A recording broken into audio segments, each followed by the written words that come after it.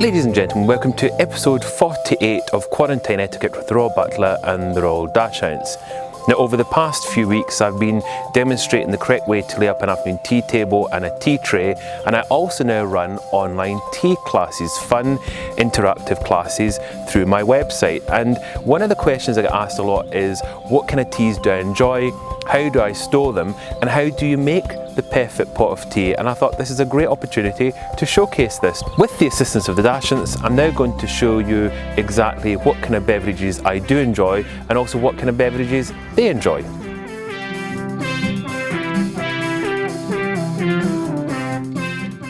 I brought a few items from my tea cupboard, as I like to call it, and I've put them on this table just to give you an idea of some of what I've got.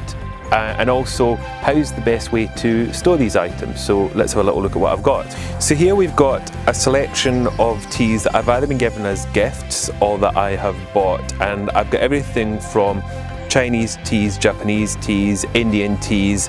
But as I've said to you before, it's always really important to keep a good selection.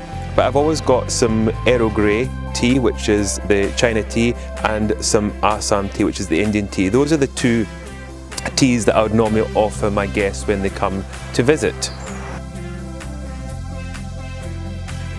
And I've also here got some very good herbal tea, which is holy basil, which is from Jekka's Herbs. And this, if I'm feeling a little under the weather, I'll take a few spoons of that in a pot of tea and I feel as good as new. It definitely has got something that does help pick you up a little bit. And of course, let's not forget that herbal teas was obviously the reason that tea was kind of created. It was taken for, I say herbal, it was taken for medicinal purposes originally and has evolved into this great tradition of having a nice cup of tea.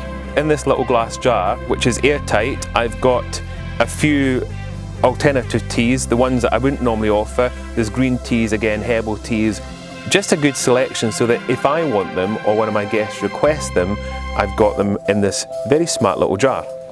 Now, obviously I'm saying to you about storing the tea in a glass jar. You can store it in Tupperware, as long as it's airtight, that's the main thing. Of course, traditionally, teas were stored in a rather more traditional and fancier way, and this is what I'm now going to show you.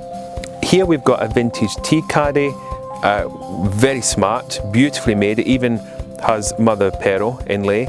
And then when you open it, it's got two little compartments, and if I open this one, they've still got their lead lining on them, which was used to keep the tea fresh. And in there I've got some tea bags. It's some of my Earl Grey tea that I like, that are in these little pouches. And originally it would have been loose tea in there, so you would have had, for example, one of these caddy spoons, and this is what you'd have used to take the tea out.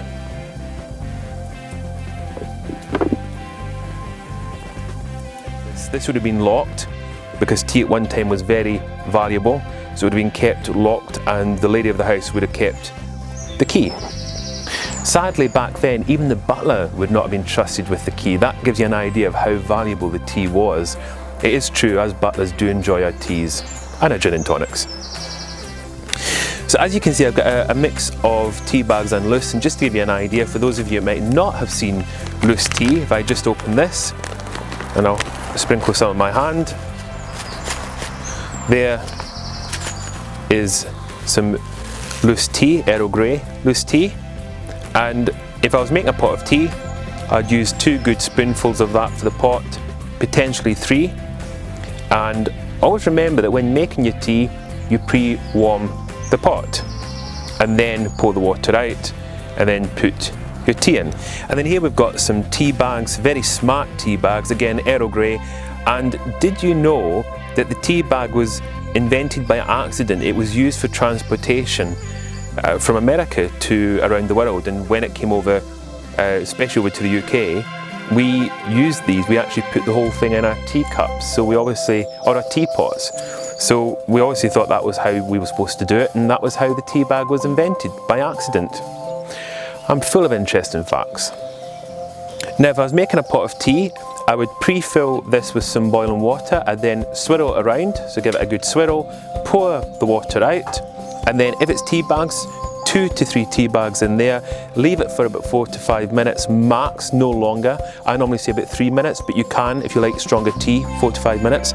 And then you're going to use a spoon and you'll remove the tea bags into another dish so that when it comes to pouring the tea, the tea bags are not going to clog up the spout.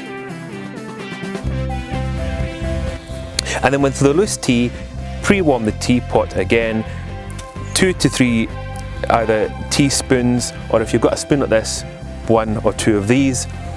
Depends how strong you like it. I like strong tea, so it's personal choice. And then fill up with boiling water.